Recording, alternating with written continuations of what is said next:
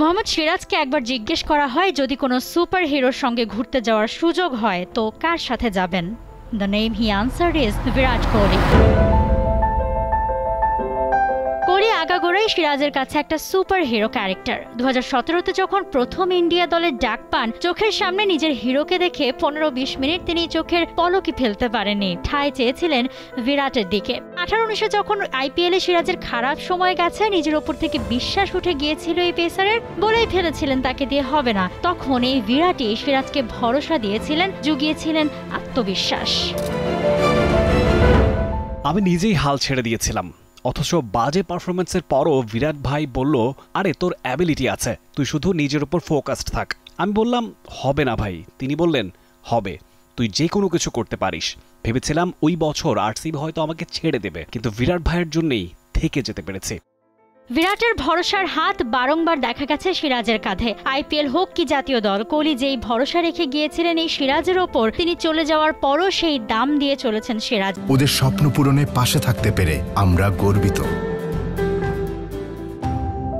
সবশেষ ইংল্যান্ডের সঙ্গে সিরিজে সিরাজ নামটা উচ্চারিত হয়েছে অনন্য উচ্চতায়। হাজারো প্রশংসার ভিড়ে যেখানে ছিল সিরাজের সুপার হিরোর বন্দনাও। সিরাজও ধন্যবাদ জানিয়েছেন কৃতজ্ঞতার সহিত। এমনকি সিরাজের প্রশংসায় কিবোর্ড চালিয়েছেন খোদ কোহলির বোনও।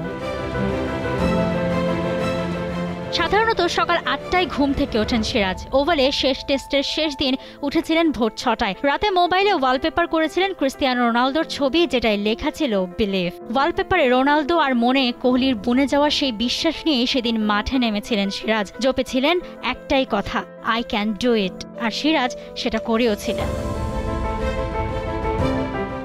একসাথে রয়্যাল চ্যালেঞ্জার্স বেঙ্গালুরুতে লম্বা সময় থাকায় দুজনের ভ্রাতৃত্ব বোধটা বেশ গভীর। তবে কোহলি শুধু মেন্টর বা বড় ভাই না, বন্ধু হিসেবেও কাছে টেনেছেন সিরাজকে। শাসন আদরের পাশাপাশি তাদের মাঝে ছিল খুনছুটিও।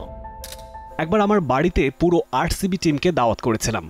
বিরাট ভাইকেও বলেছিলাম। ভাই খুব খুশি হয়েছিলেন দাওয়াত পেয়ে, বলেছিলেন অবশ্যই আসবে। কিন্তু হঠাৎই দাওয়াতের দিন জানান শরীর ভালো না, তাই তিনি আসতে পারবেন না। শুনে খুব মন খারাপ হয়েছিল আমার। কিন্তু পরে দেখি আমাকে সারপ্রাইজ করতে বিরাট ভাই ঠিকই চলে এসছেন। দরজা খুলে তাকে দেখে দৌড়ে গিয়ে আমি জড়িয়ে ধরি। বিরাটের সিরাজকে জড়িয়ে ধরা কিংবা সিরাজের বিরাটকে, অন ফিল্ড বা অফ দ্য ফিল্ড এই চিত্র বহুবার দৃষ্টি কেড়েছে সবার।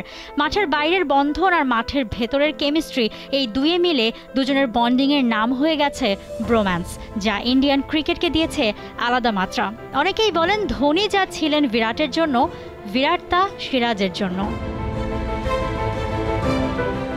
সাদা পোশাকের কোহলি ছেড়েছেন ক্রিকেট। কোহলি পরবর্তী যুগে টেস্ট ক্রিকেটকে, এমনকি পুরো ভারতীয় ক্রিকেটকেই উজ্জীবিত করার অন্যতম মাধ্যম সবাই পেয়েছেন যেন সিরাজকে। সেই অ্যাগ্রেশন, সেই তাড়না, কোহলির বিশ্বাসকে পুঁজি করে উত্থিত এই সিরাজেই নতুন উন্মাদনার স্বপ্ন ভারতে।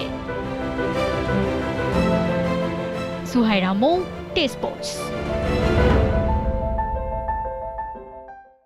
For more updates, subscribe to our YouTube channel and click on the bell icon.